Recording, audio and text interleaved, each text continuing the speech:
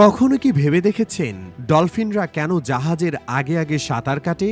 প্রশ্ন আসতেই পারে, প্রাণীটি কি জাহাজকে রাস্তা দেখায়, নাকি এর পেছনে রয়েছে অন্য কোনো রহস্য? চলুন তবে সেটি আজ ভেদ করা যাক। ডলফিন কিন্তু কোনো মাছ নয়, এরা স্তন্যপায়ী। ধারণা করা হয় একসময় ডলফিন ডাঙায় বাস করত, পরবর্তী সময়ে ডাঙায় প্রতিকূল পরিবেশ আর জলে খাদ্যের প্রাচুর্য দেখে এরা পানির সঙ্গে খাপ খাইয়ে নিয়েছে। পথহারা নাবিকেরা ডলফিন দেখে লোকালয়ের সন্ধান পায়, কারণ ডলফিনরা মানুষের আশেপাশে থাকতে পছন্দ করে।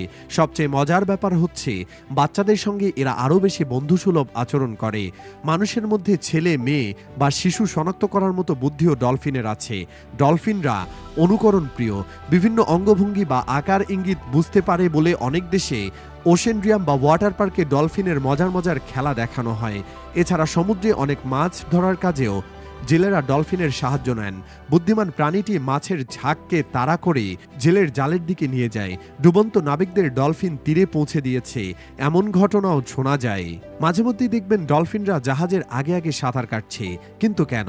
মূলত জাহাজ যখন সমুদ্রে চলতে থাকে তখন এর সামনের অংশে একটি প্রেসার ওয়েভ তৈরি হয়। এই শক্তিটি পানিকে সামনের দিকে সজোরে ধাক্কা দিতে থাকে।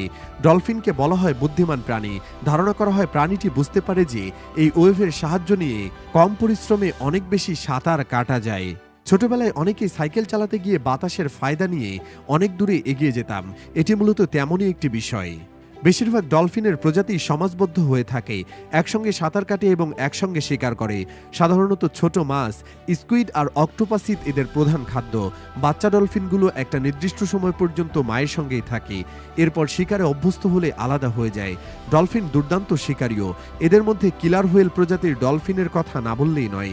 সামুদ্রিক সিল কিংবা পেঙ্গুইন শিকারের সময় এরা প্রায় ৩-৪ মিটার উঁচুতে লাফ দিতে পারে। জানলে অবাক হবেন যে প্রাণীটি প্রতিনিয়ত সমুদ্র শাসন করে চলে, সেই হাঙর ও শান্ত স্বভাবের ডলফিনের ধারের কাছে ঘেঁষতে চায় না। শুধু তাই নয়, স্তন্যপায়ী এই প্রাণীটির ভয়ে বিশালদেহী হাঙররা রীতিমতো তটস্থ থাকে। ডলফিনদের শরীর অতি নমনীয়, এ কারণে এরা খুব দ্রুত সাঁতার কাটতে পারে। পাশাপাশি তাদের লেজ অনুভূমিক হওয়ার কারণে এদের রয়েছে খুব দ্রুত দিক পরিবর্তন করতে পারার ক্ষমতা। এসব কারণে এরা নিমিষেই সমুদ্রের উপর থেকে গভীরে চলে যেতে পারে। অন্যদিকে হাঙরের শরীর বিশালাকৃতির হওয়ায় এদের ওজন হয়ে থাকে অনেক বেশি। বিশাল ওজন নিয়ে এরা খুব সহজেই নড়াচড়া করতে পারে না।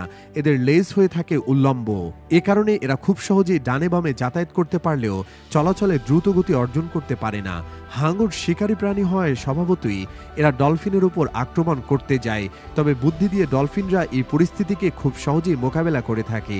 বিপদের সময় এরা দ্রুত গতিতে সমুদ্রের তলদেশ থেকে উপরে কিংবা উপর থেকে তলদেশে নেমে যেতে পারে।